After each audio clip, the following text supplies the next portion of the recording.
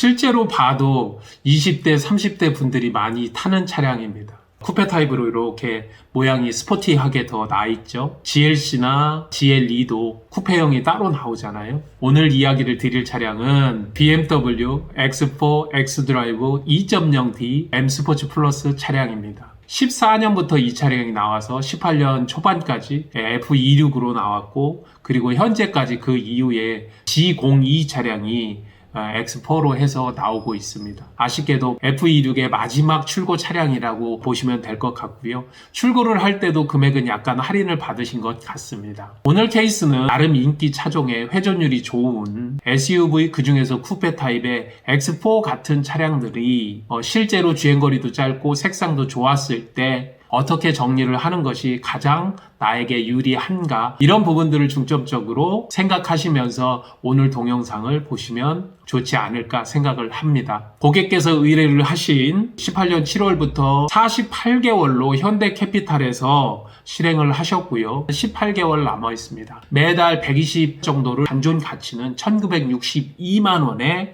설정되어 있습니다. 1월 중순 기준으로 했었을 때 현대캐피탈에서 잡고 있는 미회수 원금, 순수 차량의 어떤 채권이라고 보면 되겠죠. 3,616만 원을 잡고 있습니다.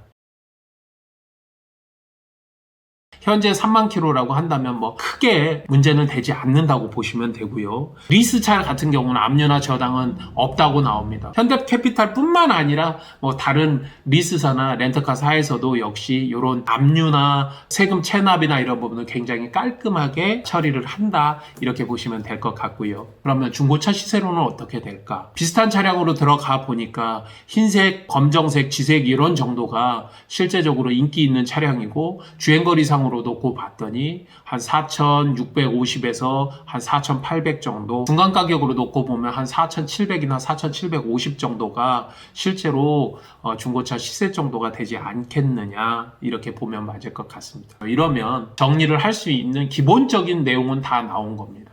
리스는 세 가지로 정리된다고 이야기를 드렸고, 그러면 반납을 봐야 되겠죠. 내가 할 수 있는 게 사실 별로 없어요. 현대캐피탈에서 정산해 놓은 거 내가 금액을 넣어주는 게 결국은 할 수 있는 일입니다. 30개월 동안 내가 124만 원씩 넣었으면 한 3,700 이렇게 넣었는데, 현재 기준으로 반납을 하려고 했더니 1,350만 원 정도 내라고 하네요. 초기에 선수금이나 보증금 없이 잘 타다가 그냥 넘겨주면 되겠지, 그냥 이렇게 생각하신 분들, 그런 분들한테는 이거 미친 거 아니야? 이렇게 이야기가 나올 정도의 금액이죠.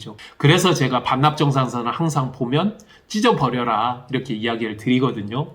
특히 이렇게 인기가 있는 X4 같은 거, GLC, 쿠페 같은 차량들, 이런 것들은 어떻게 정리하느냐, 중고차 시세 기준으로 정리를 해주는 것이 가장 유리하다. 제가 인수를 하고자 한다면 4,060만 원을 내면 현대캐피탈에서 나에게로 이전할 수 있는 서류와 함께 이전비, 과표 기준이거나 아니면 내가 실제로 냈던 기준으로 해서 높은 걸로 지역에 따라 7에서 8%의 취등록세를 내야 된다. 320만 원 정도가 되는 거고요. 4,380만 원이 실제로는 인수를 할 때 필요하다는 거죠. 내가 이것을 가지고 그동안 사업자로 비용 처리를 했다면, 그동안 비용 처리를 했으니까 팔 때 세법에 의해서 중고차로 판매를 할 때 판매하는 금액에 대한 매출 계산서를 발부하게 돼 있습니다. 대략적으로 10% 정도를 끊어줘야 되니까 내가 손해가 얼마냐? 500만 원 이상 난다는 거죠.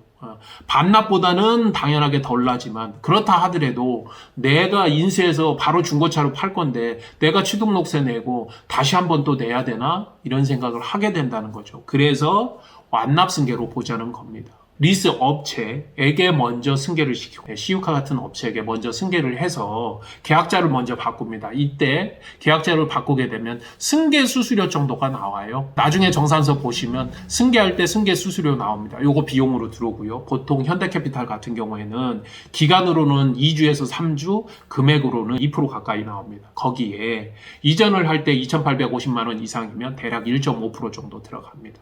그럼 두 개 합해서 한 120에서 130, 그리고 상품화 비용 한 2, 3%, 그 다음에 마진 한 4에서 5% 이렇게 합치면 대략 10% 정도라고 보여지면 된다는 겁니다. 그러면 4,060만 원에 중고차 시세 기준으로 470만 원 정도 들어왔으니까 합쳐서 4,500이나 1, 20 정도면 이 차는 완납승계로 넘어갈 수 있다는 거죠. 중고차 시세가 4,700이니까 차에 사고 없고 다 전체 다 키 2개 있고 차량 상태 좋다고 한다면 승계하시는 분이 200만 원 정도를 받을 수 있는 컨디션은 된다는 거죠.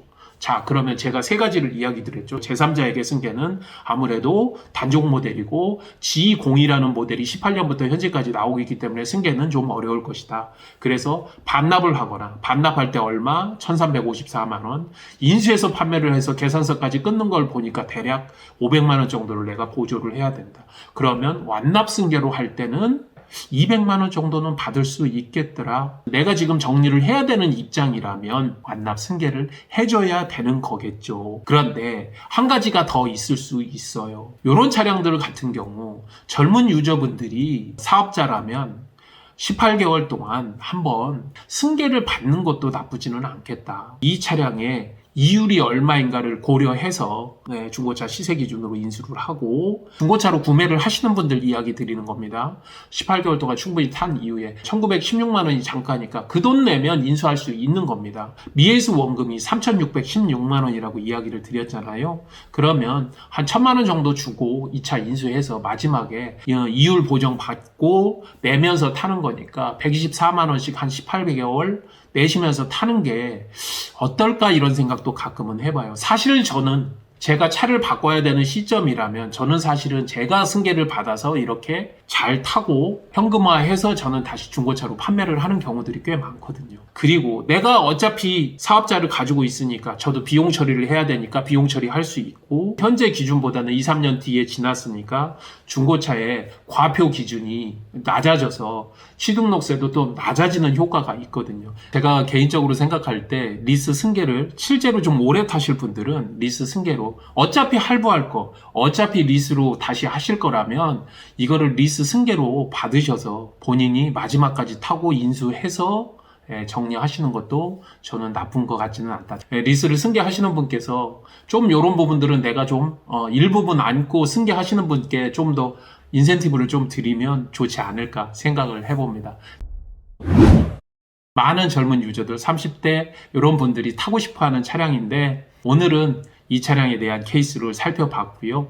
언제든지 리스에 대해서 궁금하시면 밑에 나가는 곳으로 연락 주시면 이렇게 도움이 되도록 하겠습니다. 지금까지 슬기로운 리스 생활 시우카TV의 정진환이었습니다. 감사합니다.